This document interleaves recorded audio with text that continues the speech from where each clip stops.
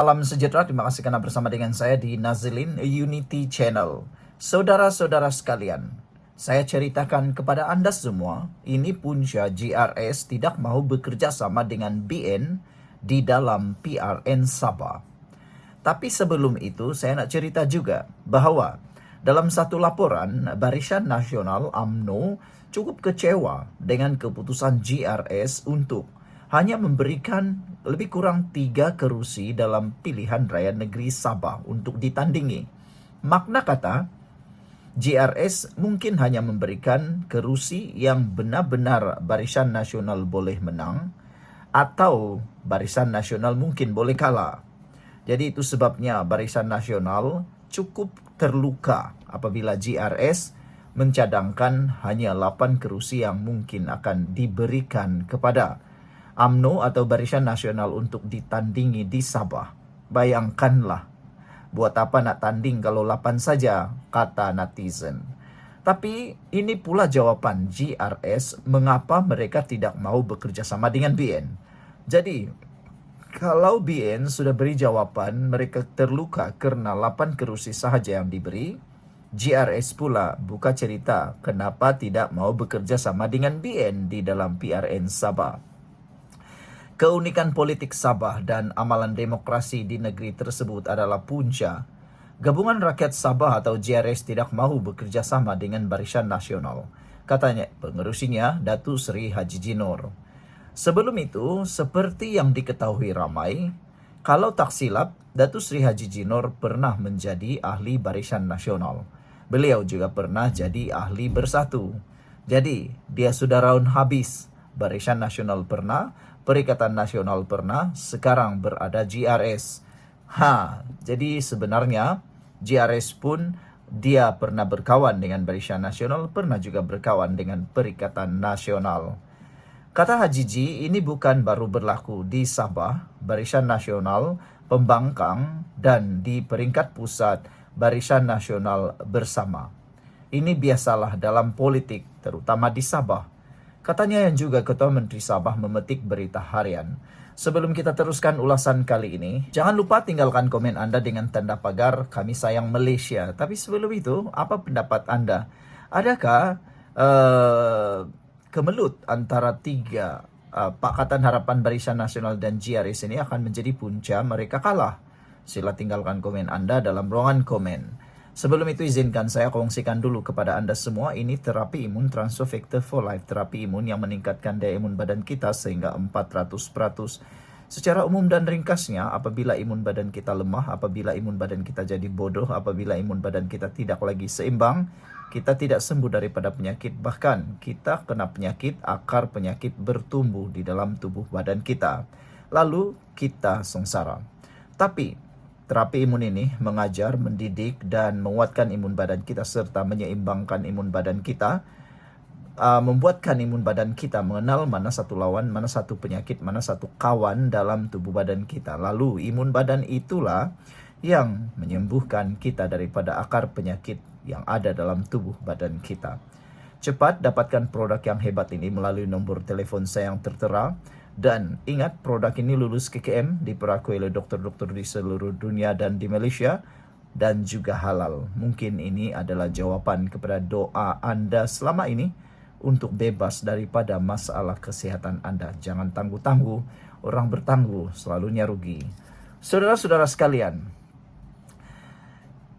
Haji Ji berkata demikian ketika ditanya berkenan keputusan Barisan Nasional yang bercanggah dengan hasrat Perdana Menteri Datuk Seri Anwar Ibrahim.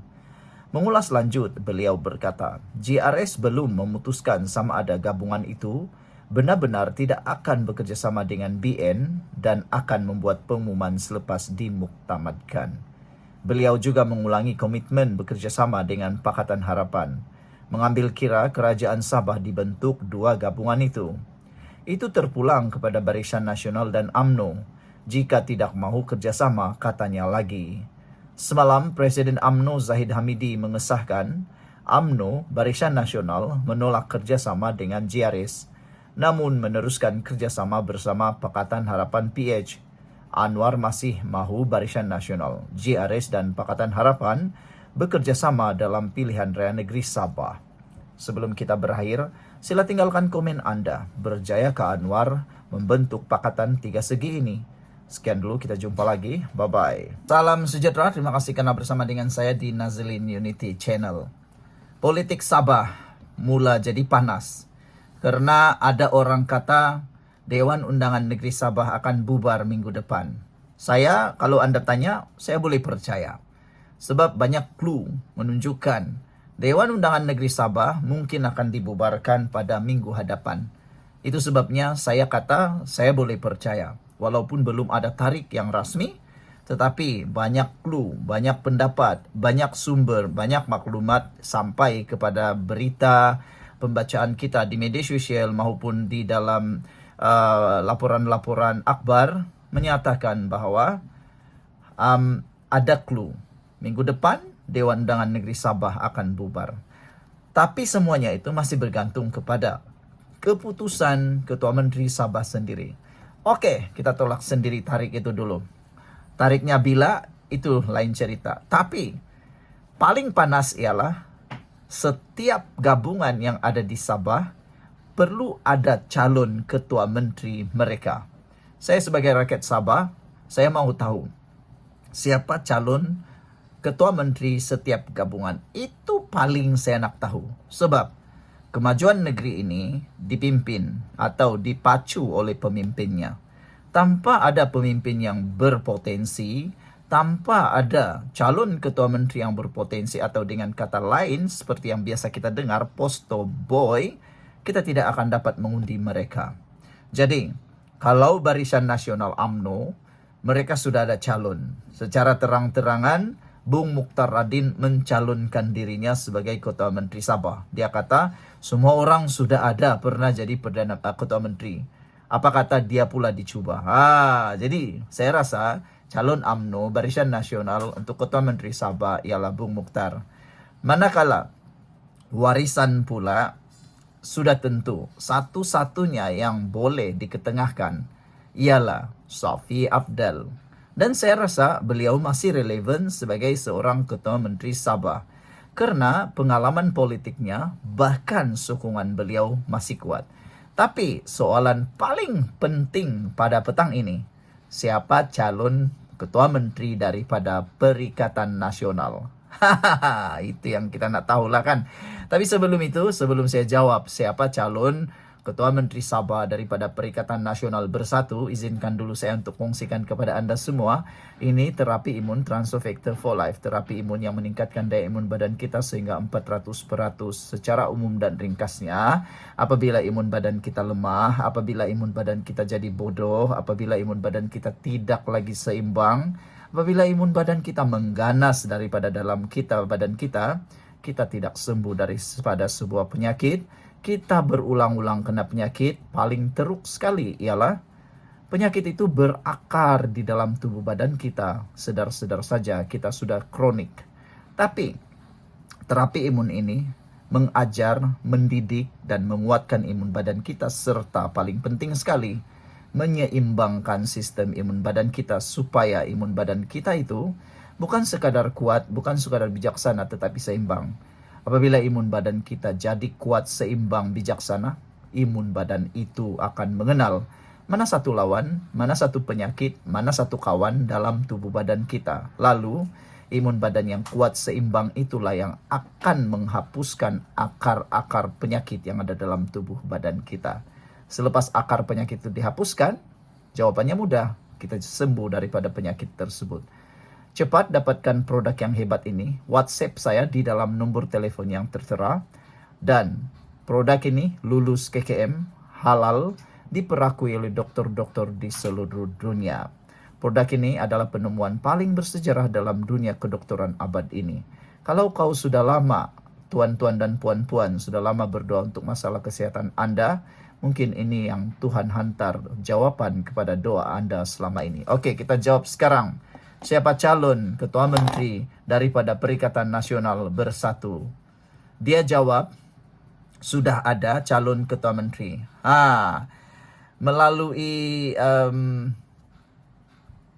Melalui Parti Bersatu. Hamzah Zainuddin menyatakan bahwa mereka sudah ada calon ketua menteri selepas kalau mereka menang dalam pilihan raya negeri Sabah. Tetapi dia kata, oke, calon terbabit sudah tentunya anak tempatan dan hanya boleh diumumkan pada saat akhir. Nah, inilah yang paling rakyat Sabah tak suka, yaitu pengumuman saat akhir. Kenapa saat akhir baru beritahu calon ketua menteri? Kata beliau sudah tentu ada. Saya tidak boleh bagi tahu sekarang, kita tidak akan menjawab sehingga hari-hari terakhir. Apa maknanya nih? Maknanya belum ada lah kan? Begitukah? Orang Sabah nih selalu pikir begitu. Dia cakap, kalau sampai sekarang kau belum umum, maksudnya belum ada lagi lah yang tersedia 100%. Masih lagi dalam saringan. Saringan 1, 2, 3, 4, 5. Jadi siapa yang perlu dipilih? Itu orang Sabah tak suka. Orang Sabah suka kalau terus diberitahu siapa calonnya. Contoh dia, kalau Barisan Nasional sudah ada Bung Mukhtar. Kalau GRS sudah ada Haji G. Kalau Warisan sudah ada Safi Afdal. Barisan semuanya sudah ada. Tapi sekarang tinggal Perikatan Nasional lagi yang tiada. Sekarang aku nak tanya kamu semua, agak-agak, siapa calon ketua menteri Sabah daripada Perikatan Nasional? Dan cluenya sudah diberitahu oleh Hamzah Zainuddin. Dia kata orang tempatan. Dan dia kata, kamu boleh lihat pemimpin masa depan, generasi muda dan tokoh yang ada termasuk di Sabah, bukan saja mampu ambil alih, tapi meneruskan perjuangan demi masa depan rakyat. Kita yakin boleh berikan nanti. Kita pun tahu ianya pilihan raya di Sabah sudah tentunya calon ketua menteri orang di Sabah. Cuma kami memberi dorongan dan sokongan untuk memastikan kemenangan rakan kami di Sabah. Katanya pada sidang media di sini hari ini. Terdahulu beliau hadir merasmikan mesyuarat agung tahunan Sayap Bersatu di sini yang turut dihadiri Ketua Sekikandi Datuk Mas Emeriati Samsudin, Ketua Armada Muhammad Hilman Idham, Ketua Serikandi Muda Nurul Ezati Azmi, dan Ketua Sayap Bersekutu Chong Fat Ful. Mengulas lanjut, Hamzah yang juga Ketua Pembangkang mendakwa, perpecahan yang tercetus dalam kalangan parti kerajaan untuk mendepani PRN Sabah mampu memberikan kelebihan kepada Bersatu dan PN. Coba kita lihat, hari ini suara yang kita dengar, mereka bersama, tapi dalam masa sama mereka bercakaran sesama mereka. Orang tengah siapa? Daripada pimpinan Perdana Menteri Datuk Seri Anwar Ibrahim sendiri, katanya lagi. Perdana Menteri berkahwin dengan sebelah kiri dan kanan, tapi kiri dan kanan tidak bertegur sapa. Ini menunjukkan mereka tidak bersatu. Yang penting pada kita rakyat mahukan sesuatu yang lebih baik dan kita bersedia untuk ambil alih dan beri keyakinan kepada rakyat, kata beliau. Saya minta maaf dulu, memang betul Ketua Menteri Sabah Haji Jinor wakil kita, tapi beliau sudah bawa sokongan yang sama-sama kita perkukuhkan demi kepentingan parti lari ke sebelah sana yang jadi mangsa rakyat, katanya lagi. Okeylah, jadi agak-agak nanti siapa calon Ketua Menteri daripada Bersatu Perikatan Nasional. Mereka satu-satunya gabungan yang belum ada calon Ketua Menteri. Yang itu orang Sabah tak suka. Sekian dulu untuk kali ini. Jangan lupa tinggalkan komen Anda. Bye-bye.